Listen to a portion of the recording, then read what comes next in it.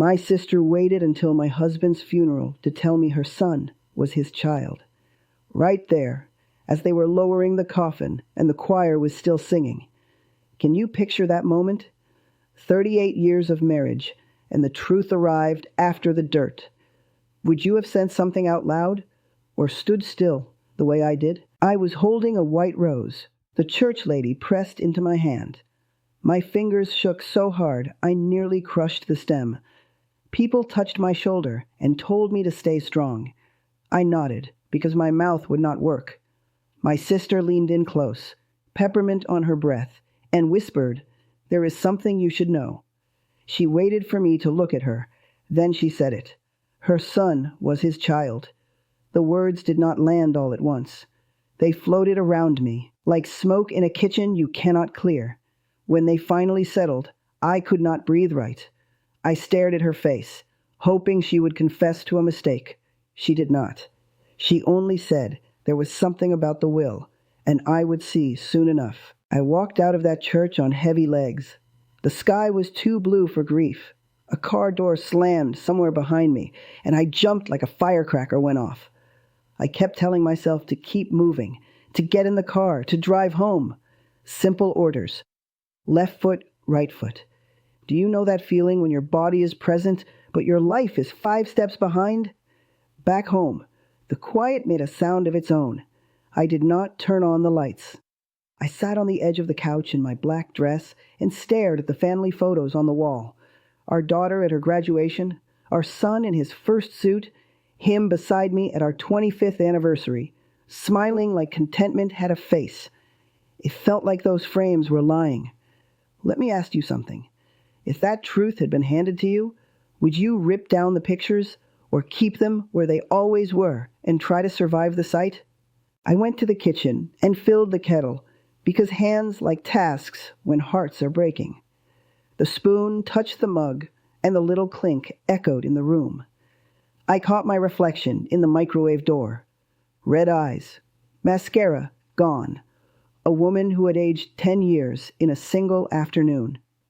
I thought about that boy, my nephew. All those Sundays he spent at my table asking for more cornbread. The homework we did. The birthdays we wrapped. The way I loved him because he was part of us. The world began to tilt. I put both palms on the counter and tried to steady it. I did not scream that night. I sat in the dark and let the hurt sit beside me. Sometimes silence is the only language grief understands. Morning found me in the same chair, same dress, tea untouched. I watched a square of sunlight crawl across the floor like time was moving, even if I was not. There was a knock at the door. 3 soft taps. I knew it was her. I almost let it ring the way a doorbell rings in your head after the sound is gone. I opened anyway. She stood with a small purse clutched to her chest, eyes swollen. She said hello, like we were neighbors. I stepped aside. She came in and sat at the kitchen table where we learned our times tables as children. "Do not say sorry," I told her. "That word has already been used up." She took a breath and did not argue. She slid a brown envelope across the table. Inside was a letter from the lawyer. There would be a reading. There were provisions. There was a name in print that did not belong beside ours, but was anyway. Marcus. Hers. His. Both. The room went out of focus for a second. I blinked until the letters steadied. She said she learned late, that he had promised he would tell me, that he was afraid I would break. I looked at the woman who shared my blood and asked a question I could barely shape. "How long have you known?" She answered with a number, and the number hurt worse than the lie. "Let me ask you, is it the truth that cuts, or the time it was kept from you?" She started to cry, loud at first, then quiet, the way rain softens after it empties the clouds. I did not move. I kept both hands on the table, because I needed to feel something solid. "You had years," I said. "You had dinners and holidays and chances." She nodded and said she was ashamed. Shame, I thought, arrives after the damage. It does not prevent it. When she left, the house felt colder. I went to the living room and sat on the rug. The carpet pressed lines into my skin. My breath came shallow. I closed my eyes and tried to remember a day when love did not have a secret sewn into the seam. Would you have forgiven her right then? Or would you have needed distance like I did? Evening fell slow. I stood at the sink and poured the cold tea down the drain.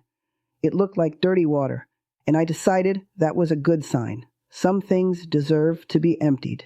2 days later, I walked into a lawyer's office that smelled like old paper and lemon cleaner. The blinds were half closed. Dust floated in the light like small planets trying to find a home. He wore silver glasses and a careful voice. He said my husband had made arrangements. He said there was money set aside for education, already paid out. He said my name in a tone that asked for patience I did not own. Then he handed me an envelope with my name. The handwriting was his, steady, familiar, the kind of script a man uses when he measures himself against shame. I did not read it there. I held it. Words can be heavier than bricks when your arms are tired. He explained the land behind our house, the clause, the trust, the age when transfers could happen. He spoke like he was guiding a boat through fog. I nodded when he paused, because that is what people do when they do not want to sink the conversation. Outside, the sun was too bright. I stood on the sidewalk and pressed the envelope to my chest. I knew what the sentences would say, even if I had not yet looked at them. He would say mistake. He would say love. He would say protection. He would use words that try to make wrong sound gentler than it is. Have you ever known the meaning before you read the message? At home, I sat at the kitchen table and opened it. I read slowly. He had written that he failed me and never stopped loving me. He said he tried to do right at the end. The end. That phrase stuck like a burr on my tongue. Right belongs at the beginning. I did not crumble. I folded the paper and put it away. I spoke to the chair across from me where he used to sit, and I said, "Your silence did the harm your truth feared." Saying it out loud made something inside settle. Not peace, not yet. Something like standing after a long fall. Engage with me here. If the person you trusted most chose to protect your happiness with a lie, would you call it protection or theft? Night came. I left the dishes where they were and went to bed without turning on the lamp. Darkness can be kind when your eyes have had enough. The next afternoon, my daughter came by with grocery bags and a careful smile. She put milk in the fridge and bread on the counter and asked if I was eating. I told her yes, because sometimes people need a simple answer, even when it is not true. She leaned on the counter and looked at her hands. That is how I knew. She said he had told her last year. He said he would tell me when he found the right time. Then the right time ran out. I felt heat rise behind my eyes. I asked her how long she carried that knowledge. She tried to say she was protecting me. I raised my hand. "Protection seems to be a family habit," I said, and the sentence sat between us like a wall. She cried. I wanted to hold her, but grief sometimes turns a mother's arms to stone. "You could have told me," I said, voice low. "I can hold heavy things. I have done it all my life." She nodded. She said she was sorry. Sorry had become a word that made me tired. Let me ask you, if your child obeyed the parent who lied, would you call it loyalty or betrayal by silence? We sat at the table without touching. The refrigerator hummed. A car passed outside, and the sound felt like a reminder that the world keeps moving without our permission. She finally stood and said she would come back tomorrow. I told her to rest. She left the light on over the sink. I let it burn. That night, I walked the hallway and touched the photographs with my fingertips, like checking the pulse of a life that still had a heartbeat. I did not take any down. Keeping them up was not forgiveness. It was proof that memory could hold both truth and tenderness without erasing either one. I slept in short pieces, like a radio catching stations that fade in and out. Morning came anyway. It always does. On the third evening, there was another knock, Smaller this time. I opened the door and found Marcus on the step, taller than the boy I remembered, older in the eyes. He held a paper bag. He said he brought stew. I asked him inside. He stood just past the doorway, like he was afraid to step on a sacred place. He said he learned the truth a couple of years ago. He said he wanted to speak sooner. He said he did not know how. We sat at the table, the same table where he ate pancakes shaped like stars when he was 6. He apologized without excuses. He did not try to make the wrong sound smaller. I listened. My hands stayed flat on the wood. My jaw stayed tight. Then I noticed the way he stood when he was nervous. The small tilt of the head, the habit of shifting weight from one foot to the other. I had seen those movements before. I felt a fresh ache and also something else. Not relief. Not yet. Recognition. Here is a question for you. When pain and compassion arrive in the same room, which one do you invite to sit down first? I told him I heard him. I told him apology does not patch years, but it opens a window. He nodded. His face lifted the way faces do when air finally enters a shut room. He said he hoped I would let him help if I needed anything. He looked around at the quiet house like he was checking on the furniture of my life. When he left, I stood at the door and watched him walk down the steps. My knees were weak, but my spine felt straighter. Not because anything was fixed, because telling the truth had started to clean the air. I closed the door and leaned against it. My palms were damp. I whispered a sentence I barely believed. I will not let bitterness own the deed to this house. 2 mornings later, my sister called. She asked me to meet her at our mother's old house. I said I did not see the point. She said there was something I did not know. I almost refused. Then I remembered how some doors need to be opened so you can close them properly. The house smelled like dust and time. She sat at the kitchen table where our mother cooled pies in July. She looked smaller. I stayed standing. She started at the beginning, the night of the move, the broken heater. Too much to drink, a decision that turned a corner there was no walking back from. She said she regretted it. She said he did too. She said she kept the baby to herself for a long time and then the truth found its way. She said he wanted the truth to come after he was gone because he was a coward about my heart. She said coward like a confession and a plea. I listened.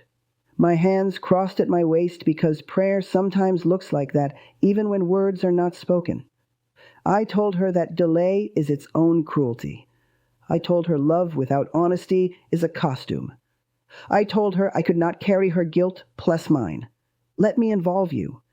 If someone you love asked for forgiveness and distance at the same time, could you give both? Before I left, I said I would choose forgiveness for my own lungs, not for her comfort. I said not to come to my door again for a while. She nodded without argument. Her shoulders shook. I walked out, and the porch boards creaked like they remembered our childhood feet. The air outside felt cleaner. That afternoon, I drove to the cemetery for the first time since the burial. I stood beside the stone and said what needed to be said. I did not ask for answers. I told the truth. I said love without truth hurts longer than truth with pain. The wind moved through the trees like a soft reply. I left flowers and took my leave. A week after I visited the cemetery, I woke up lighter, like my chest had finally remembered how to rise without pain. I made breakfast, eggs and toast, just for myself. When the sun hit the curtains, it reminded me of old mornings before life got tangled. Then the phone rang again. Her name flashed on the screen, my sister. For a moment, I thought about letting it ring, but peace can't live next to unfinished business. So I answered. Her voice was small, fragile. Evelyn, the lawyer called me. He said there's a clause about the land behind your house. It's part of the will. Half of it goes to Marcus when he turns 30. I took a deep breath, steady but cold. And why are you telling me this? Because he wanted you to know he left you the rest, she said. He said it was for your garden. That word stopped me. Garden. Something about it sounded like an apology written in dirt instead of ink. I'm tired of surprises, I said quietly. I know, she whispered. I just wanted to do what's right this time. Her voice cracked, and for a second I heard the girl she used to be, the one who followed me to school, borrowed my clothes, laughed too loud. I didn't answer. I hung up, not in anger, just done. You ever feel peace come in small, quiet ways? It doesn't rush in. It just sits beside you, waiting for you to notice it. That's how that call felt. I went outside that afternoon and looked at the backfield. The grass was wild, tall enough to hide the path that used to lead to the fence. I thought about the word garden, about how something broken could still grow if you gave it light and time. The next day, I drove back to the lawyer's office. He handed me another envelope, smaller, older, with my name written in trembling letters. I didn't open it right away. Instead, I asked, did he mean for Marcus to have that land, or was it guilt? The lawyer sighed. Maybe both. But Mrs. Grant, he wrote that part of the land was meant for your peace, not his. When I got home, I finally opened the letter. His words were tired, regretful, but I could still hear his voice between the lines. He said, I left that soil for you, because you were the only one who could turn pain into something living. I folded the paper and sat for a long time in silence. You ever have a moment when anger finally runs out of places to live? That's what that moment felt like. I stood up, walked to the window, and looked at that patch of earth again. It didn't look like loss anymore. It looked like possibility. The next morning, I woke before sunrise. The world was still, painted silver by the early light. I put on my old work boots, the same ones I wore years ago when we planted tomatoes behind the house. The soil was cold beneath my palms, damp with dew. I started pulling weeds, slow and steady, like maybe each root I tore out was a piece of pain I didn't need anymore. My breath came heavy, but it felt good, like work that healed instead of hurt.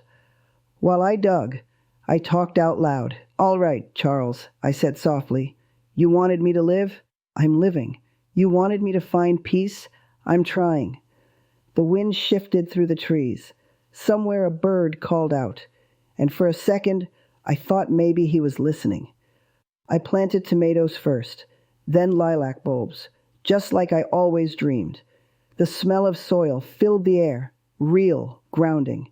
Halfway through, I heard footsteps behind me. Marcus stood at the gate, hands in his pockets, watching. Need help? He asked. I nodded. Grab a shovel. He climbed through the gate, rolled up his sleeves, and joined me. We worked side by side without talking much. Just the sound of shovels, the wind, and the rhythm of starting over. After a while, he said, I didn't know he left you the garden. He didn't leave me a garden, I said. He left me land. The garden, that's mine. He smiled faintly. Mama would have liked that. We worked until the sun climbed high, and the sweat on my face felt like salt and forgiveness mixed together. When we finally stopped, I stood back and looked at the rows.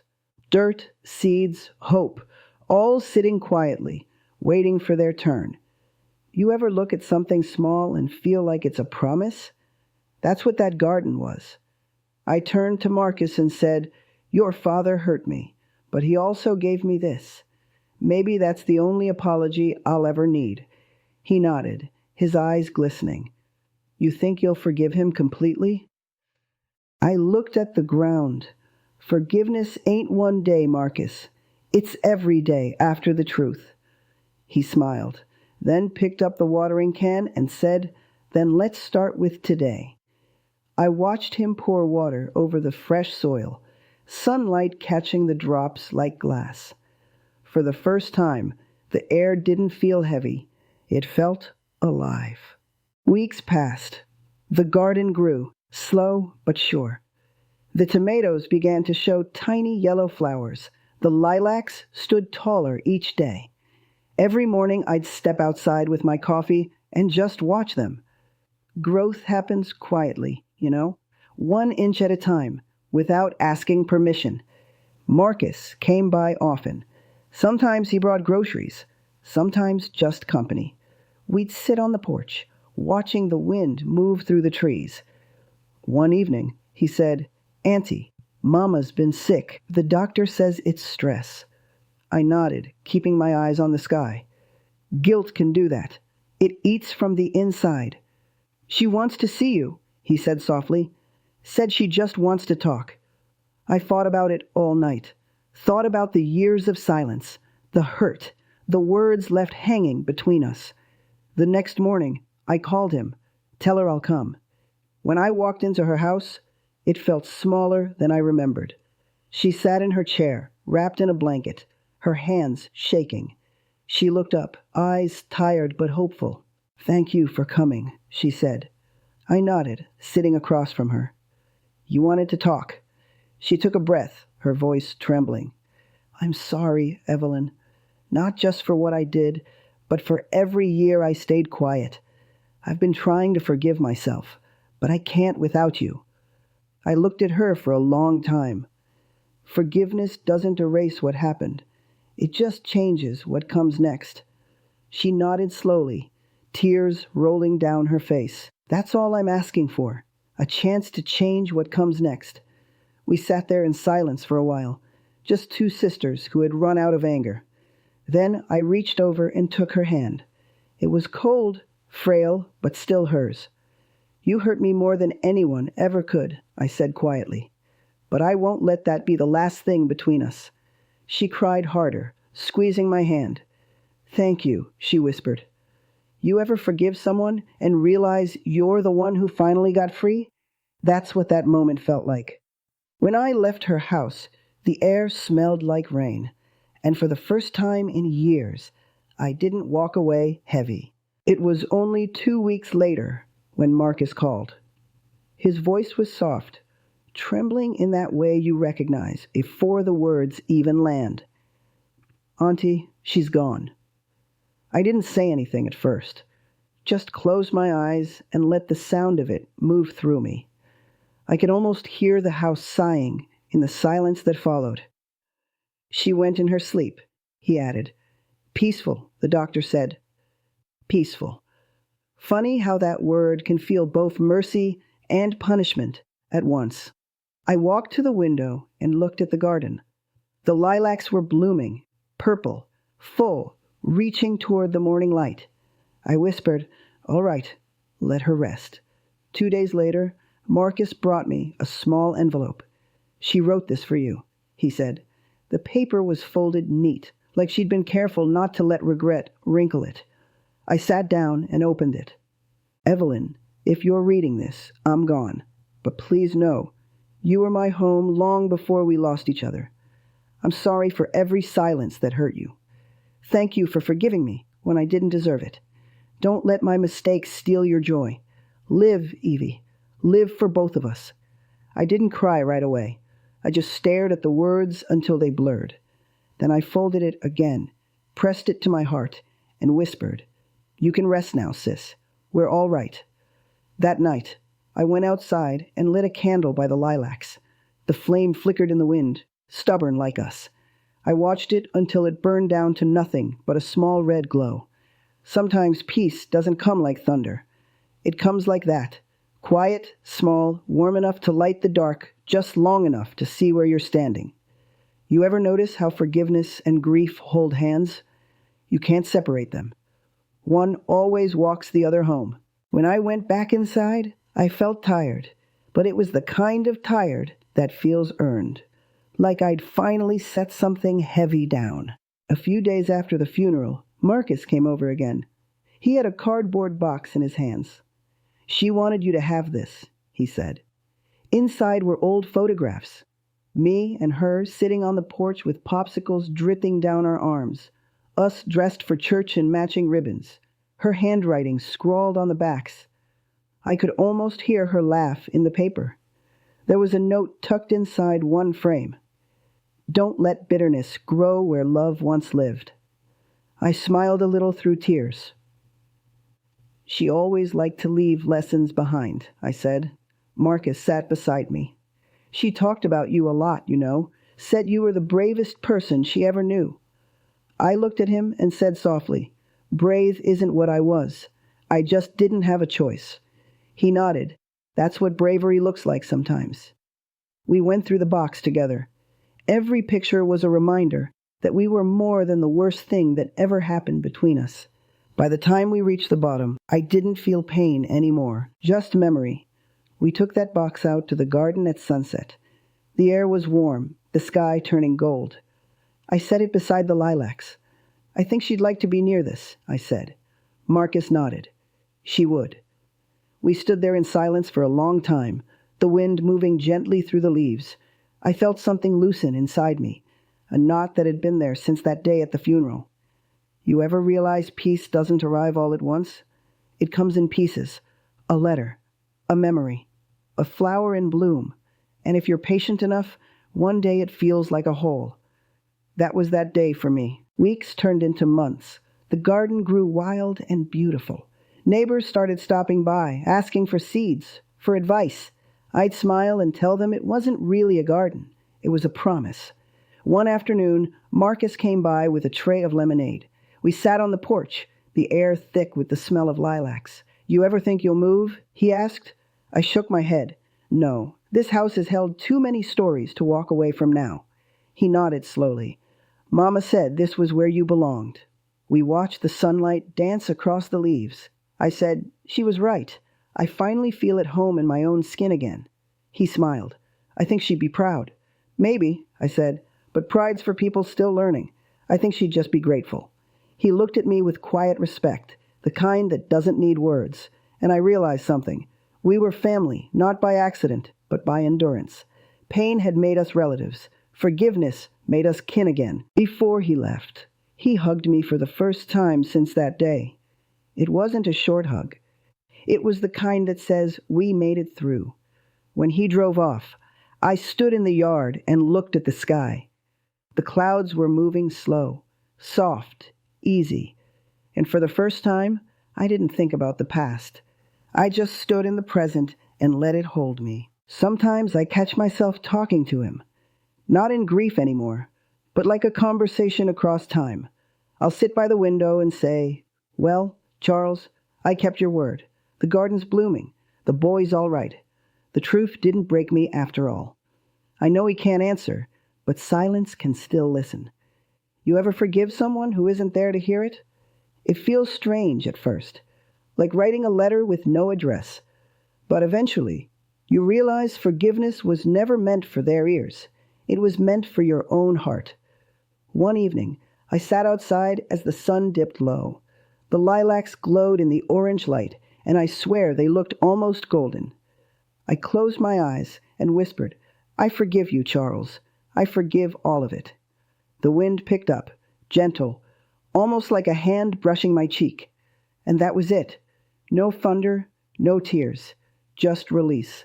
I sat there until the stars came out, thinking about how love changes shape, but never disappears. It just learns to live differently. By early summer, the garden had become something people in town talked about. They'd pass by and slow their cars down, just to look at the flowers bending in the wind. The colors stretched across the back field like forgiveness written in petals. I spent most mornings out there, hands in the soil, sun on my back. The work was slow, but steady, and every pull of a weed felt like setting something right inside me. I didn't need music, didn't need noise, just the sound of birds, the hum of the bees, the rhythm of breathing. One morning, I sat down on the bench beside the lilacs. They were tall now, their scent filling the air. I took a sip of coffee and whispered, "You see this, Charles? You see what your mistake left behind?" The wind stirred the branches, gentle but sure, and I smiled. You know, sometimes we ask God for answers, and He doesn't send words. He sends growth. Quiet, patient, beautiful growth. Later that week, Marcus stopped by again. He brought a small frame with 2 pictures, one of his mother, one of me. He said, "I thought maybe you'd want them side by side. She always said you were her other half." I held the frame in my hands and nodded. "Thank you." This feels right. We hung it on the wall by the front door. For years that space had been empty because I couldn't find a picture that belonged there. Turns out it was waiting for this one. Marcus stayed for dinner, and we talked about everything except the past. That's how you know you're healing, when you can talk about tomorrow instead of yesterday. After he left, I walked through the house and turned off each light one by one. The shadows didn't scare me anymore. They just felt like parts of the story I'd already made peace with. It's strange how the smallest things start to mean the most once you've made it through the storm. The smell of fresh bread, the sound of rain on the porch roof, the way the morning light hits your coffee cup just right. I started writing small notes and keeping them in a jar, reminders of good days. Marcus smiled today. Lilacs bloomed early. Slept a full night. Little victories, but real. One afternoon, I got a letter from the church. They asked if I would speak at the women's meeting about forgiveness. I almost said no. Then I thought, maybe my story could help somebody else breathe easier. That night, I stood in front of the small group, hands shaking just a little. I told them, forgiveness isn't about letting someone off the hook.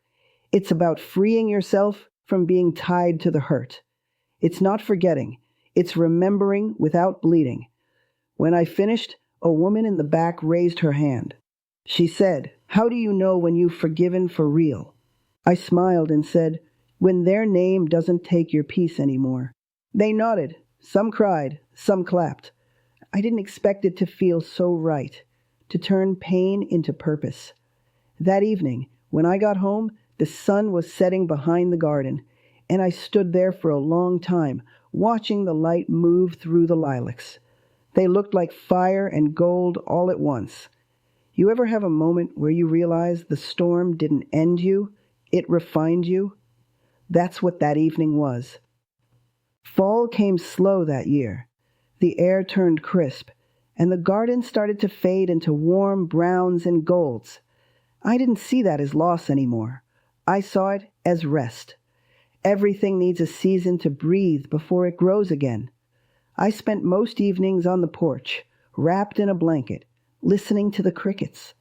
Marcus visited once a week, sometimes with his kids.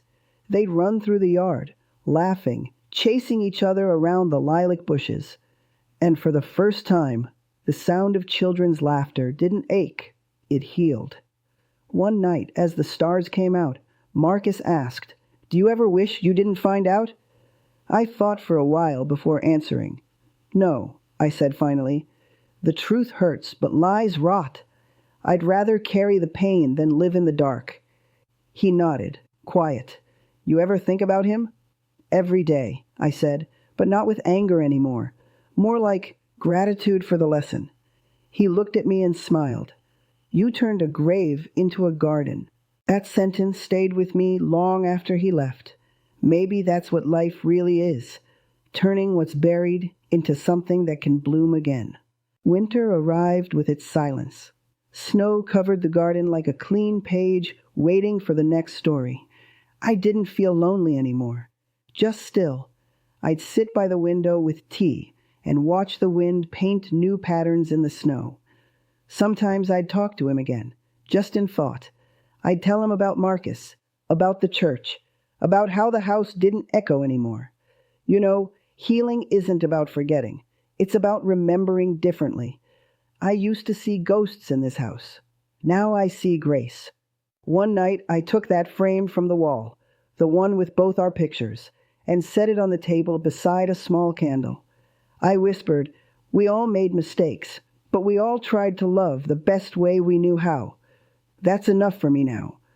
The candle flame flickered like it understood. I sat there until it burned low, feeling calm, the kind of calm you earn, not the kind that just shows up. These days, I move a little slower. The mornings are quieter, but they're full of peace. The garden sleeps under frost, waiting for spring. And I've learned to do the same. Rest, breathe, wait for the next bloom. Sometimes I walk through the yard and touch the lilac stems, whispering, "We made it." If you've listened this far, hear this port clearly. Heartbreak doesn't define you. Betrayal doesn't destroy you. They just show you what kind of strength lives inside you. Forgiveness isn't weakness, it's freedom. And peace isn't something you find one day. It's something you build, one quiet moment at a time. I used to think my story ended at that funeral. Turns out, that was just where I began again. So if you're standing in your own storm right now, wondering if you'll ever feel whole again, let me tell you, you will. It'll take time, it'll take tears, but one day you'll wake up, step outside, and realize the air doesn't hurt anymore. And when that day comes, I hope you'll plant something beautiful. Because even after the hardest winters, the lilacs still bloom.